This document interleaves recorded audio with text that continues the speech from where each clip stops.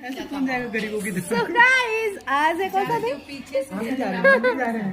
आज 6वां दिन है। आज होगा भगवान का जन्म, नहीं भगवान जी का आज शादी होगा।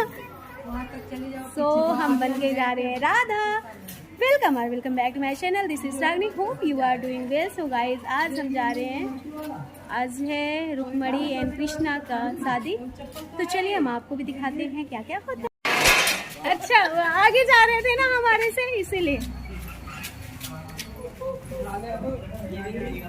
सो यहाँ भाभी है, हम है डेली की तरह फिर से जा रहे हैं। कण कण में क्षण क्षण में वो व्याप्त है। गोपियां कहने लगी तुमसे बाद में बात करेंगे। तब तक वहां एक भौरा आ गया और भौरे से गोपियां कहने लगी मधुप की तब बंद हो। अरे भौरा, हमारे देह पहले ही जली जा रही थी श्याम पिया के विरह में, और तुम आकर के और कटाक्ष कर रहे हो। तुम और तुम्हारा स्वामी श्याम सुंदर एक जैसे हैं। जैसे उसका शरीर काला है, पीतांबर ओढ़ लेता है, ऐसे तुम पूरे शरीर तुम्हारा काला है, पंख पीले हैं।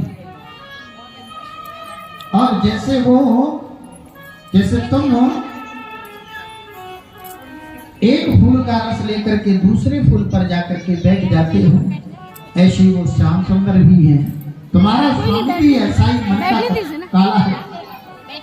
हम गोपियों से नेह को लगा करके और सबका त्याग कर करके जा करके हमारी सोत कुबिया से नेह को लगा दिया। हम प्रेमी प्रियजन प्रेम का हमको छोड़ करके हमारी सौत कुबिया से नेह लगा दिया। स्त्रियों पर अन्याय करना तो तुम्हारे स्वामी का जन्म जन्मांतर का काम है। अरे उस शूर्पणखा की क्या गलती थी? बेचारी ने विवाह के लिए ही तो कहा था। अरे विवाह करना होता तो कर लेते, नहीं करते तो मना कर देते, लेकिन उसके नाक कान काटने का क्या प्रयोजन? उद्धव जी ने कहा गोपी आप तो व्यर्थ की बात कर रही हैं। वो माधव ब्रह्म है और ब्रह्म की अद्भुत लीलाएं होती हैं। पुराणों में जैसा वर्णन किया गया है, वो भगवान भक्तों को दर्शन देने के लिए, दुष्टों का संहार करने के लिए, परित्राणाय साधूनां विनाशाय च दुष्कृतां धर्म संस्थापनार्थाय संभवामि युगे युगे। वो युग युग में कल्पांतर में जन्म लेता है। गोपियां बोली ओ ज्ञानी बाबा तू ही आजा, पहले लातों से ही निपट ले। इधर उद्धव जी आए सामने, बोले ये बताओ उद्धव, तुम कहते उसके हाथ नहीं होते तो मटकी ऊपर से कैसे उतारी? तुमने कहा मुख नहीं होता उद्धव तो माखन मिश्री कैसे खाए? तुमने कहा उसके पांव नहीं होते तो चलकर के कैसे हमारे घर तक आया? और मान लिया तुमने कहा वो ब्रह्म है, उसका ना कोई माता है, ना कोई पिता है, ना कोई बंधु, ना कोई भाई है, उसको इस किसी की याद नहीं आती। वो परब्रह्म परमात्मा सर्वव्यापक है, क्षण क्षण में कण कण में व्याप्त है। तो उद्धव एक बात बताओ कि जब वो परमात्मा ब्रह्म है, उसको किसी से कोई मतलब नहीं है, तो फिर तुमको हमारे पास क्यों भेजा है? जब उसको किसी की याद ही नहीं आती तो तुमको हमारे पास भेजने का प्रयोजन क्या था? इसका मतलब यही तो है कि उसको हमारी याद आई, और याद आई तो तुमको भेजा। आपने कहा वो ब्रह्म है, पूर्ण ब्रह्म परमात्मा सर्वव्यापक है, सब ही ब्रह्म है। तो उद्धव मथुरा में बैठा हुआ श्याम सुंदर ब्रह्म है, और तुमको भेजने वाले जो तुम्हारा शरीर है वो भी ब्रह्म है, और हमारा जो 5 फुट 6 इंच का शरीर है वो भी ब्रह्म है। तो वो एक जब सभी ब्रह्म है, सभी परमात्मा है, तो एक ब्रह्म दूसरे ब्रह्म को क्या समझाने आया?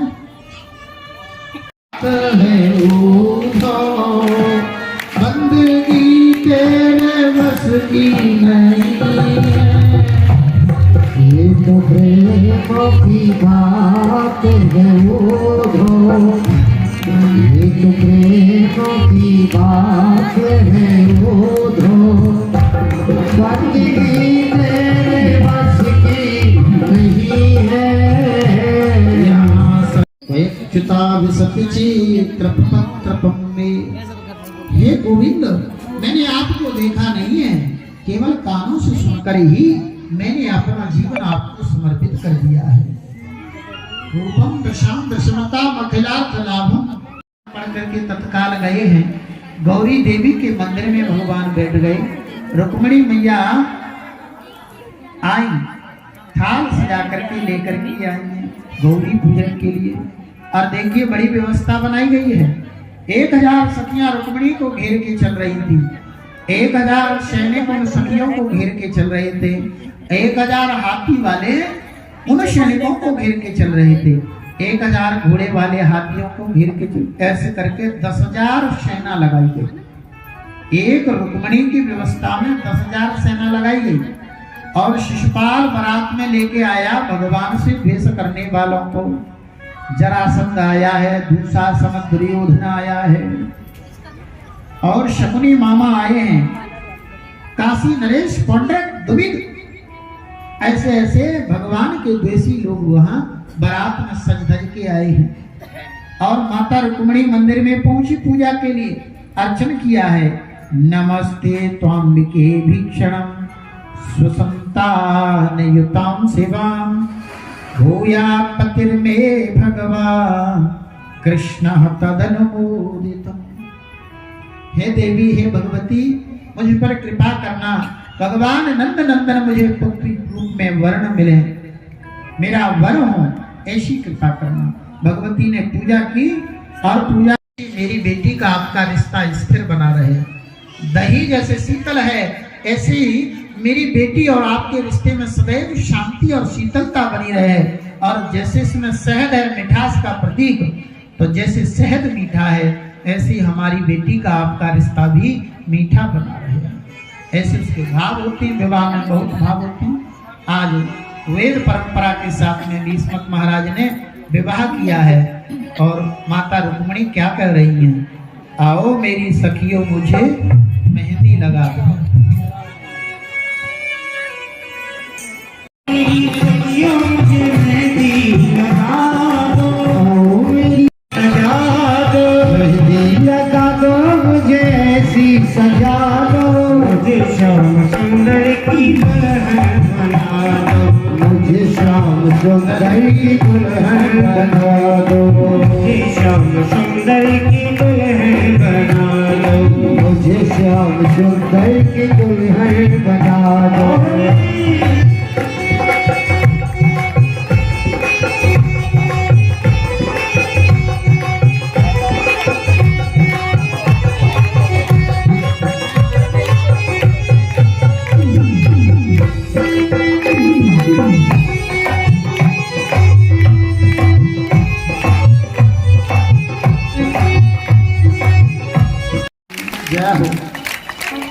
बोल रुक्मिणी रमण भगवान की।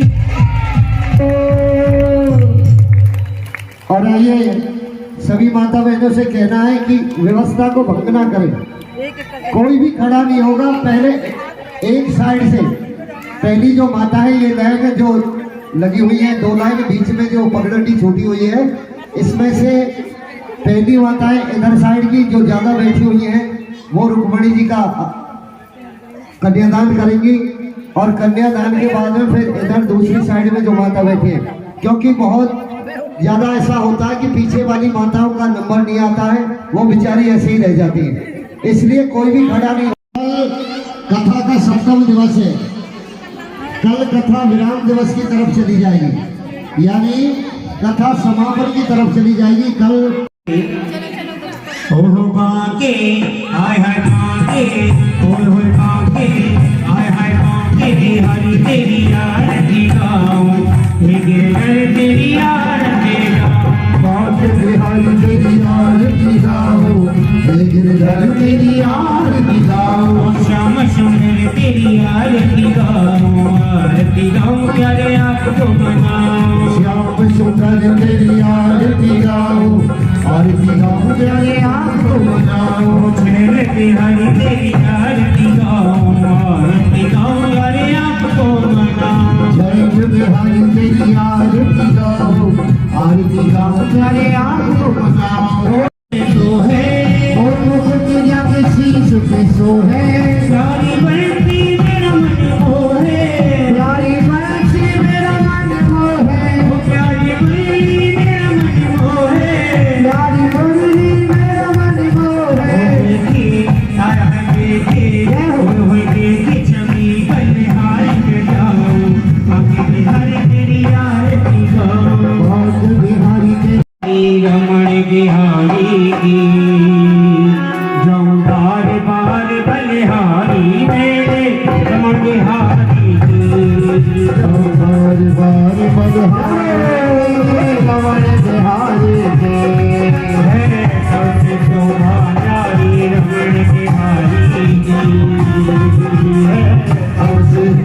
हो गया।